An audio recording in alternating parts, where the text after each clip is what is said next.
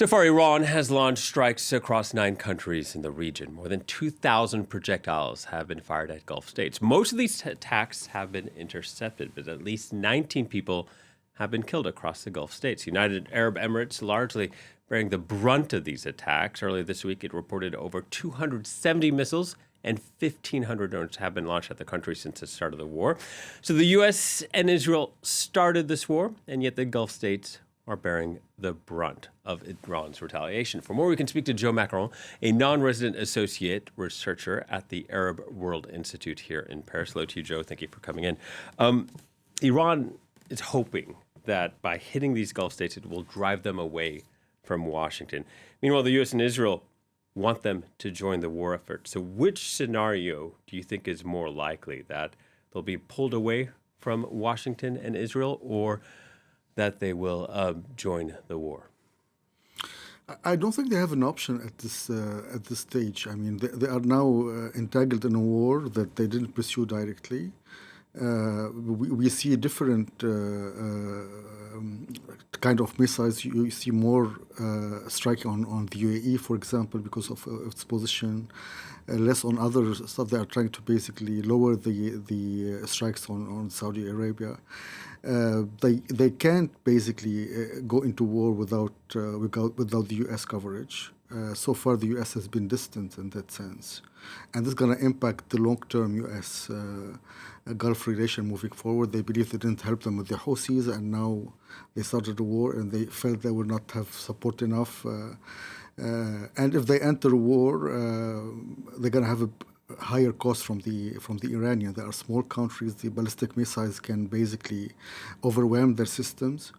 And also, if they continue to do the same policy of neutrality, which they are doing now. Yeah, that comes with the cost. This comes with the cost, because they just have to wait for their moment to restart mediation or to. So I think they are stuck in a way that there's nothing much they can do besides defend themselves and wait for the moment for the Iranians to calm down. And will smaller Gulf states, you think, will they be waiting to see how Saudi Arabia reacts? Will they be waiting to see what the kingdom does first? Definitely, it's the leader in that sense. I mean, we saw mixed signals, because there was some report that Saudi basically encouraged Trump to do the strike, and then they are sending message to the Iranians that we try to avoid this scenario. There's sort of mistrust. I think they tried to basically build the relation in the last year or so. The Saudis were opening up for them. They visited them many times. But there's a huge gap in trust. And I think the Saudis are not good in doing wars in general. And they believe this is much bigger than them. And if the Americans are not very clear about their end game, about what they want from Iran, they're not going to get involved and face more risk for them. Yeah, and publicly, Gulf leaders are being very careful about what they say. Sure. But behind closed doors, what do you think they're saying to U.S. and Israeli leadership? I mean, it's hard to know what's behind doors, but what I can assume is early on they had the wishful thinking that maybe this is going to be a blow for Iran. Because earlier report, there was this U.S. psychological campaign. The Iranians were weak. We didn't know what was happening. Trump was declaring victory.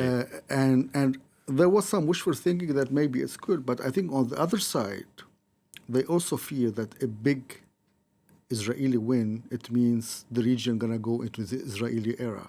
Mm-hmm. It means there's nothing will hold them anymore.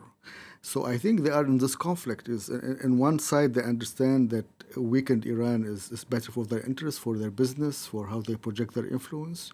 But also a full Israeli victory means that they have to deal with this new reality. So I think they are watching. They prefer that they both basically lose. They don't have a clear winner. But for them, I think balancing Iran and Israel without U.S. support is going to be very tricky for them. A lot of attention on these energy installations in the Gulf, also the oil sites in Iran, the desalination plants on both sides. I'm wondering how Iran is calculating its targets, because if it hits, because we've seen some tit-for-tat targeting. If Iran hits a site that's too sensitive, perhaps in one of these Gulf states, that might provoke them to join the war. But at the same time, if it doesn't hit a site that isn't sensitive enough, then it might not deter them from splitting with Washington. How do you think Iran's calculating which sites to hit? I think early on, the regime was in survival mode. It means if we want to go down, we're going to bring everyone down with us. So they went really out of control, unpredictable, large waves. Yeah. Now, once we saw the regime is more stabilized, they start to be a little bit more calculative. It means how to strike. So for them, their main goal is the Americas, not the Gulf. They want to increase the cost of oil. They want to increase the instability in the Gulf. To an extent, it will impact the U.S. inflation, the global economy, but not also impact themselves in their own production. And the U.S. has been very cautious. They target this island, but they didn't target the economic infrastructure, the oil. They target the military assets. So I think they are both still playing within not suicide style of attacks, but I think the more we see, I think the phase one of the crazy, between quotation, part of the Iranian regime is shifting now to another phase where we're going to push to get to some sort of ceasefire without talking to the Americans.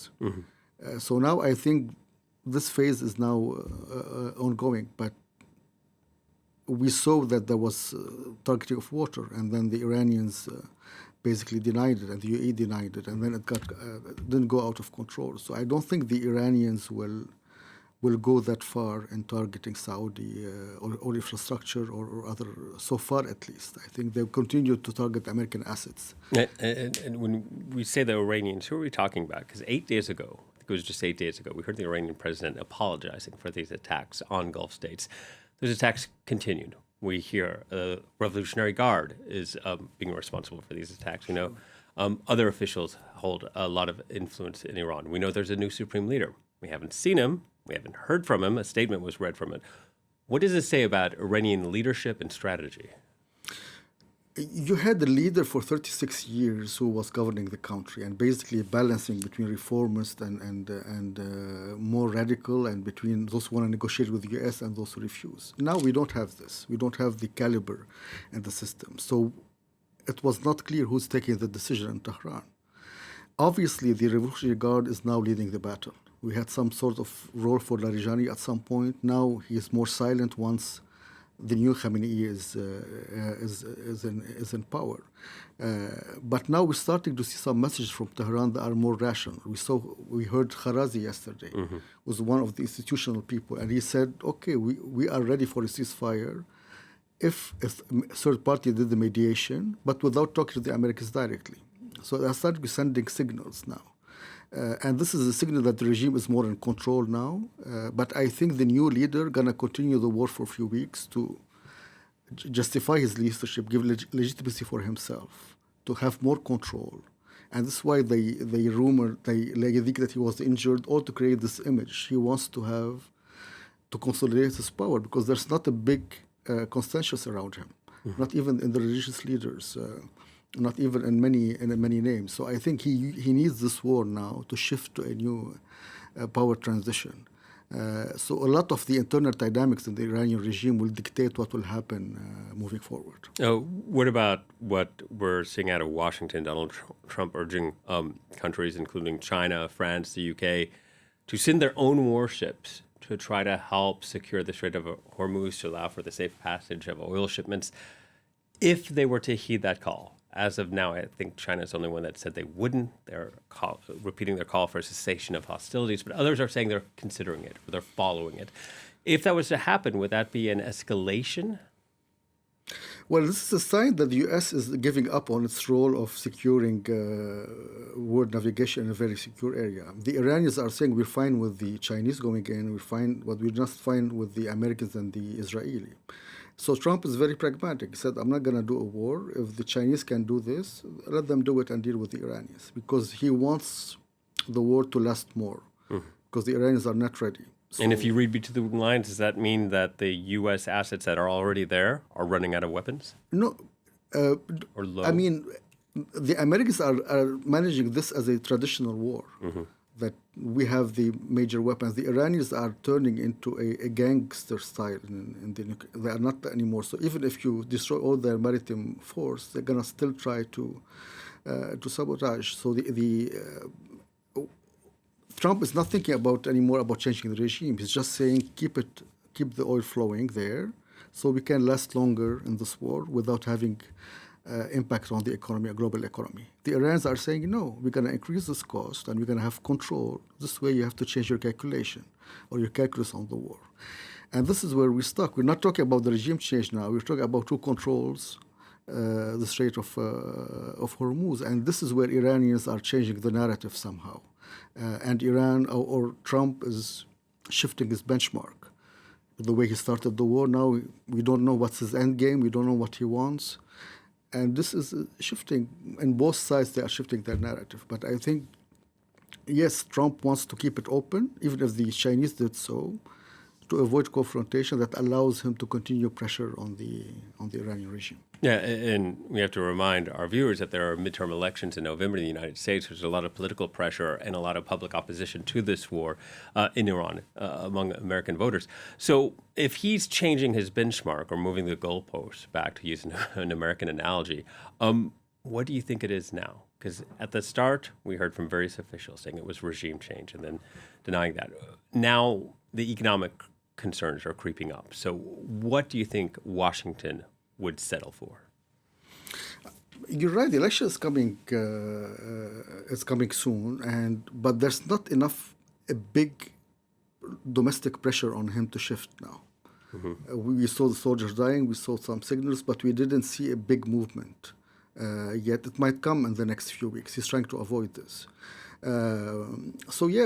Before he wanted for them to do on the ballistic missile, on the nuclear, on the Iran regional role.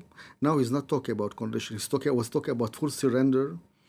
The last statement of the new leader, Khamenei, basically extended the war a few weeks because he said, we're not going to stop on the Hormuz, we're going to stop the war. So Trump said this week going to be tough for the Iranians. They're going to try to bomb more. So now it's about how did you find victory? It's about the impression you gave, the psychological war. I think a nuclear deal now, I don't think the Iranians will give up the ballistic missile at this point after what they did. I think on the regional role and on the nuclear, I think they'll be more ready to talk.